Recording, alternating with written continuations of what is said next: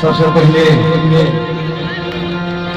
छठी में के जन्म हाजिरी लगवे हम एगो छोट छोट कलाकार अहाँ सबके बाल बच्चा अहाँ सबके धिया पुता अहाँ समाज के लोग भैया थोड़ा इसको बढ़ा के रखिएगा, इसको बढ़ाइए, मॉनिटर को बढ़ाइए। हेलो हेलो, हाँ थोड़ा रिदम वाले का भी बढ़ा के रखिएगा। ले जाओ बंधुगण, सबसे पहले छठी मैया के चरण में अपने हाजिरी लगोगे। धरती मैया के छूके अहाँ सबके पैर छूके गोर लागे छी, प्रणाम करे छी। भ सके छै हमरा से कबे में कोनो सुर लाय ताल शब्द किछ अपने के लागे जे बेटा बुते गलती भेली त माफ करबे, हम सब बच्चा छी, विद्यार्थी छी, कोशिश करी छी गीत संगीत सीखे के लेल। हेलो हेलो हेलो, बढ़ाइए भी इसको। हेलो हेलो हेलो हेलो, सर्वभूतेषु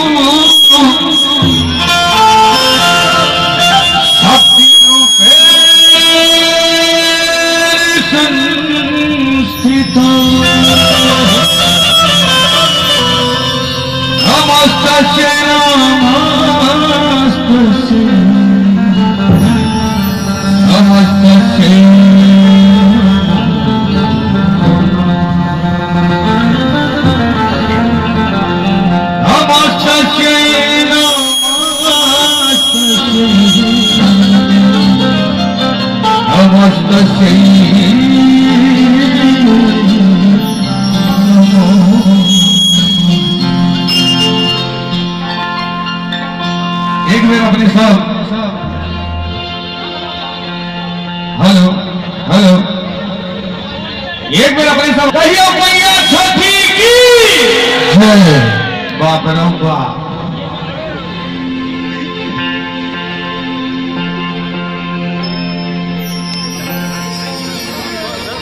हेलो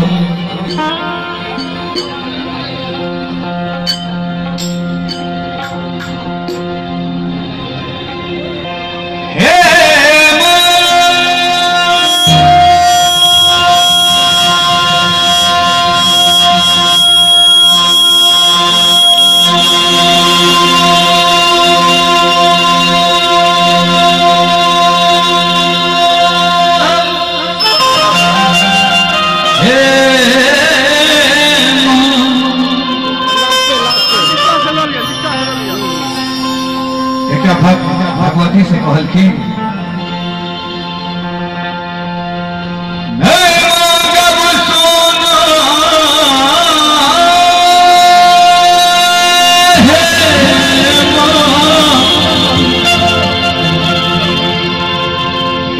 नहीं मांगब सोना मां नहीं मांगब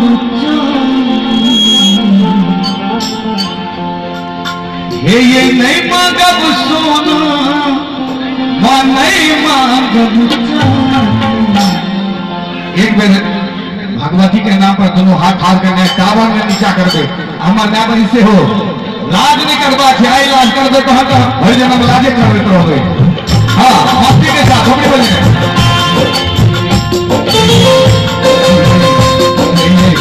दर्शन दिया मां दुर्गा भवानी, दर्शन दिया मां दुर्गा भवानी, दर्शन दिया मां दुर्गा भवानी, दर्शन दिया मां दुर्गा भवानी।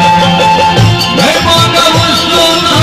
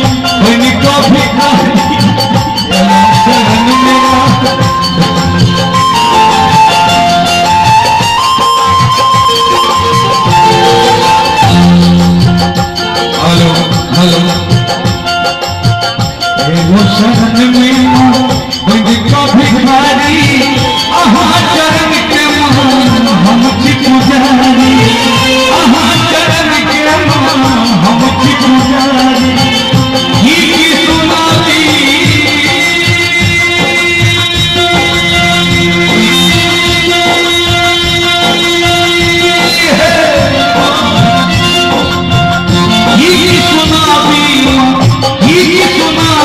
हम अपन कहानी दर्शन दियो दर्शन दियो दर्शन दियो दर्शन दियो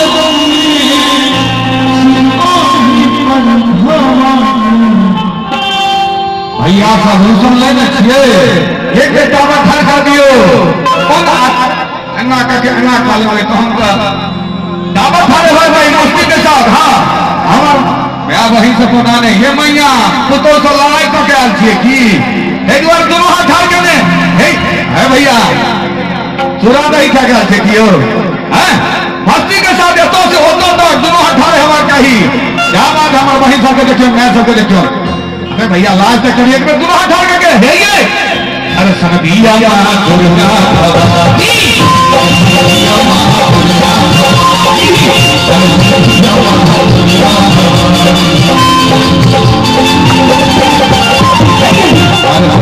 भवानी